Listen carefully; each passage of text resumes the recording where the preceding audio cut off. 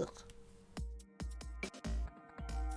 Hi and welcome back to the Ruby Tuesday. My name's Ruben and this is my review for Record of Ragnarok, the next 5 episodes. It's season 2 or whatever you want to call it, but we've had the first 10 episodes of season 2 and now we have episodes 11, 13, 14 and 15, and that's all they've given us, even though we've had to wait that long for it. So I'm here to talk about those 5 non-spoiler-ish.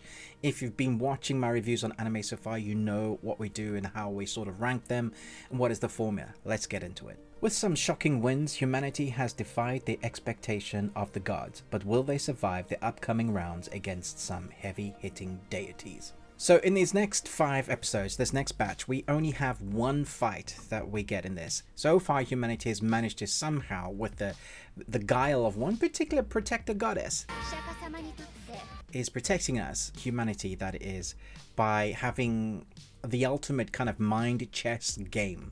She is playing so many moves ahead, and that's the only way she can find a way for humanity to maybe survive. Maybe. And so somehow, by the skin of our teeth, some interesting battles we've had previously, we're now at 2 to 3 gods having 3.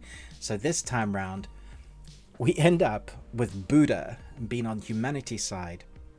And then we have Zirafuku as the god that's fighting for the gods.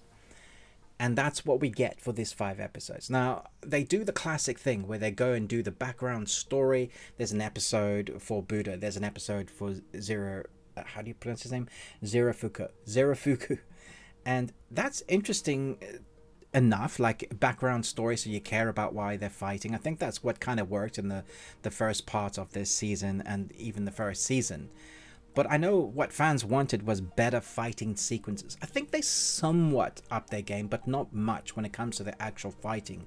There's a lot of talking, there's a lot of still images with just mouths moving in the background for some side characters like the other guards that are talking about what's happening, so not a lot of animation is happening around the sides. Last time around, those first 10 episodes of season 2, we did actually get a bit of side stories as to some of those characters. This time, it mostly concentrates on who's kind of playing the bigger chess game in the background, who's messing with our crew, also playing the mastermind chess moves. And I thought that was interesting, but we needed much more of that, because then we're just down to the fighting. And if I was going to go for a fighting anime, I'd probably go for something like Baki or Baki Hana, one of the boxing ones, or just another shonen show.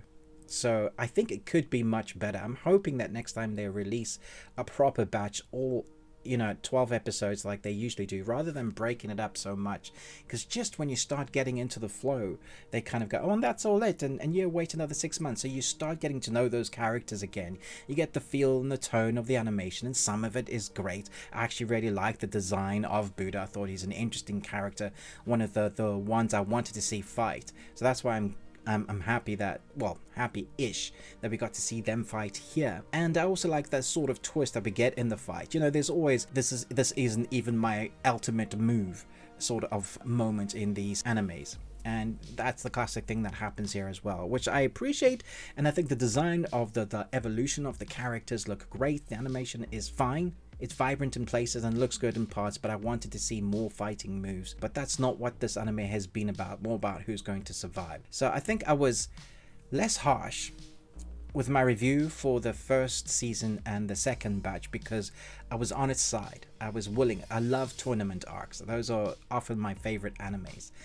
Tower of God, SAO, when they're going up those levels back to like original. There's so many tournament arcs that do it well. At least that's where sometimes they do like a training montage along the way. The more they fight, the better they get. And you get a little bit of that here, but more it's about their background and who they're fighting for. It's a sort of Mortal Kombat of animes, really. And I think it could be a lot better. So I'm going to give this 2 3/4 2.75 Nicolas Cages out of 5.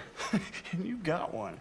Congratulations. Because I just want more from it at this point. Like, I've given it time, I've enjoyed the characters, I just want more from it. I want more. Maybe I'm being selfish, but I know how long it takes to animate each frame, so I'm not coming down hard on the animators. It's more the story. I want more. Maybe that's how they're developing it, or how long it's taking it. Let me know what you thought of these 5 episodes. Did you enjoy it? Did you think it was a step up, or do you think it's just the same as always? Thanks so much for watching, but most of all, until next time, remember, live long and Tuesday.